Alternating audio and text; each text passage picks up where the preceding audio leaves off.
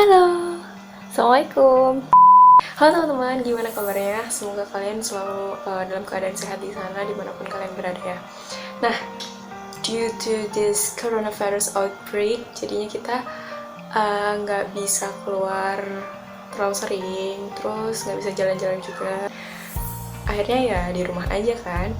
Nah, karena bosen dan butuh berdiskusi dengan teman-teman, aku bikin video ngobrol-ngobrol santai. Nah, video kali ini tuh aku mau ngebahas tentang hal yang sebenarnya udah sangat common, tapi menurutku perlu untuk kayak didiskusikan gitu loh. Nah, jadi session ini bakal jadi wadah buat ngobrolin tentang hal-hal yang emang ya asik dan bervalue buat diobrolin gitu. Kali aja nanti kalian punya pendapat lain, bisa banget buat ngasih saran atau kritik atau just let me to hear your opinion, right? Jadi sesuai sama judul yang ada di cover tuh, aku tuh mau ngebahas tentang apa ya, bisa dibilang ngobrolin tentang kebaikan atau ngobrolin tentang hal-hal baik atau ngobrolin tentang berbuat baik dan semacamnya.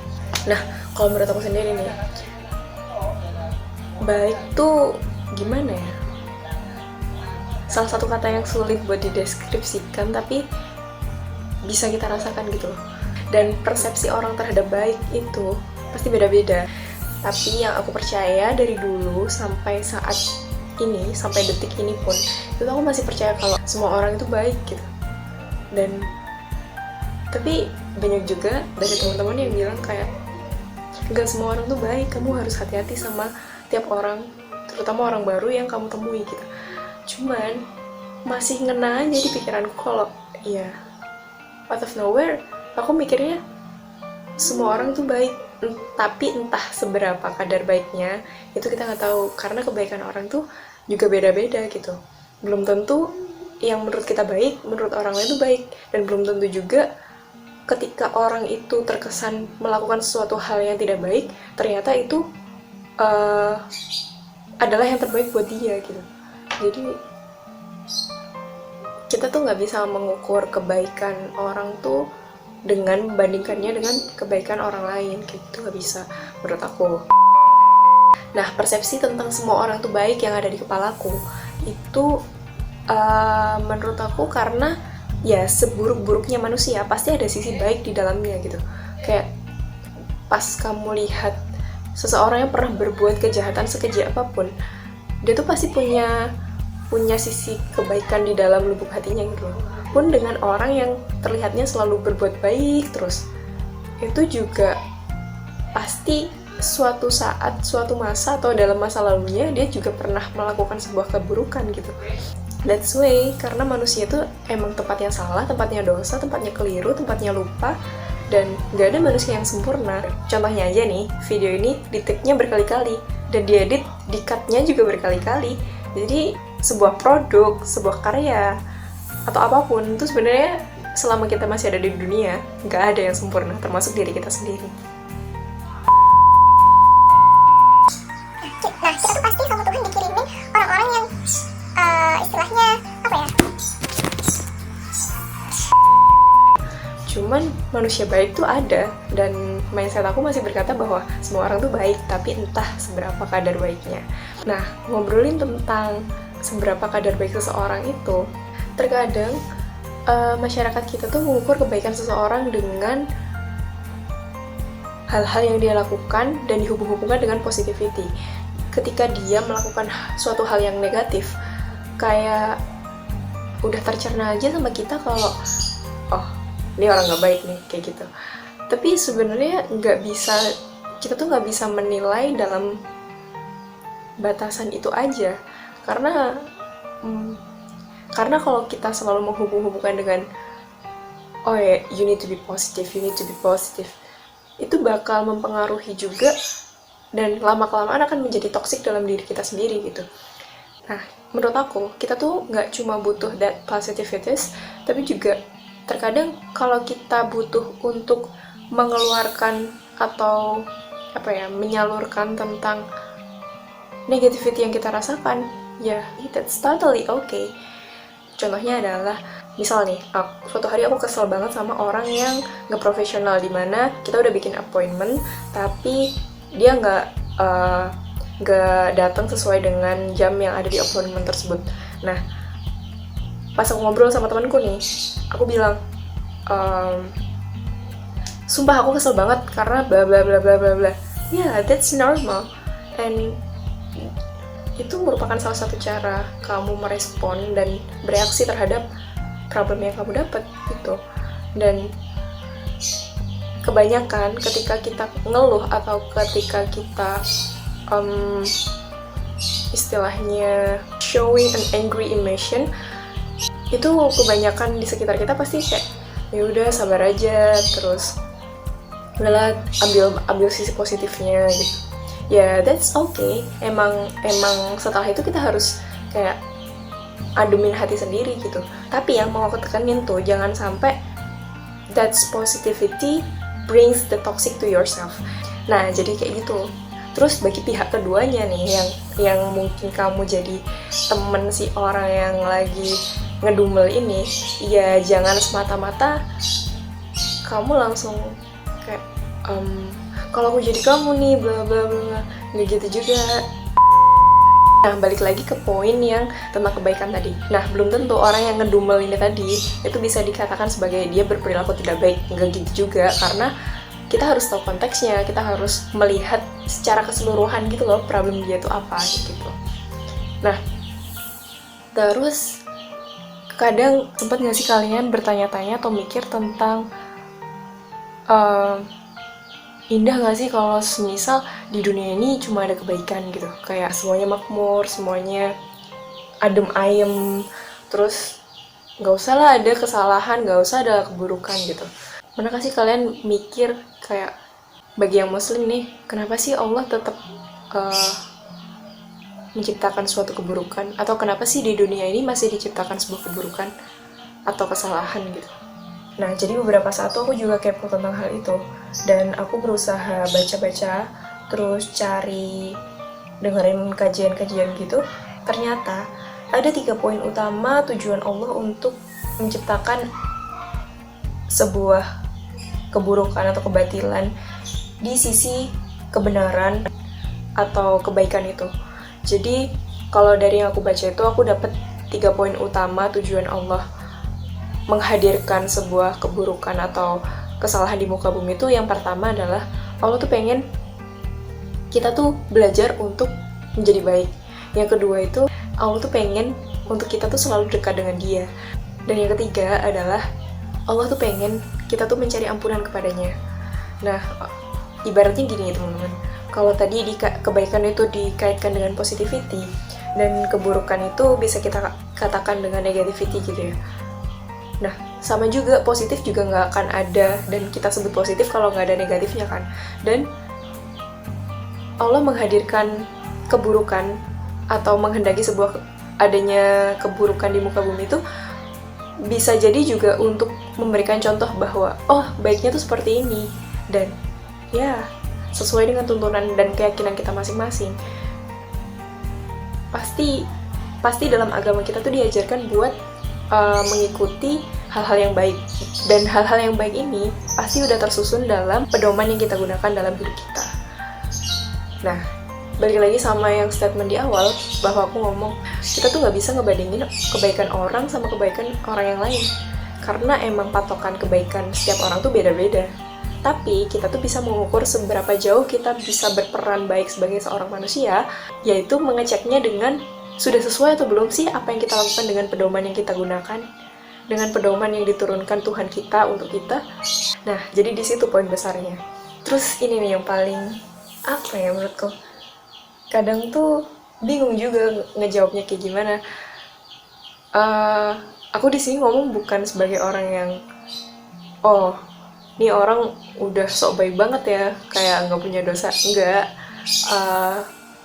Surely aku bikin video ini emang pengen ngobrol sama kalian gitu loh, pengen tahu opini kalian juga, karena banyak banget nih yang kadang ngomong sama aku kayak, hey, kamu tuh jangan terlalu baik sama semua orang gitu, nggak semua orang juga mikirin baiknya kamu juga gitu.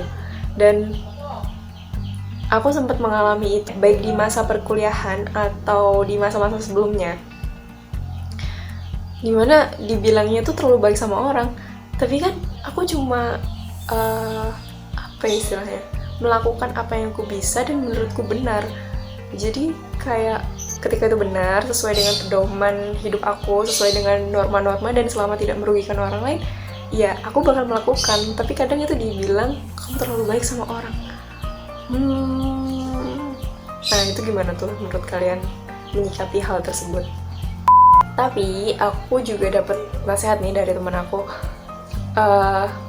Mungkin pas aku udah kelewatan ya, itu ada salah satu teman aku namanya Farah. Dia bilang kayak, kamu tidak hanya bertanggung jawab atas kebaikan kamu ke orang lain atau istilahnya hablum minan nas semua, tapi kamu juga bertanggung jawab untuk baik terhadap dirimu sendiri.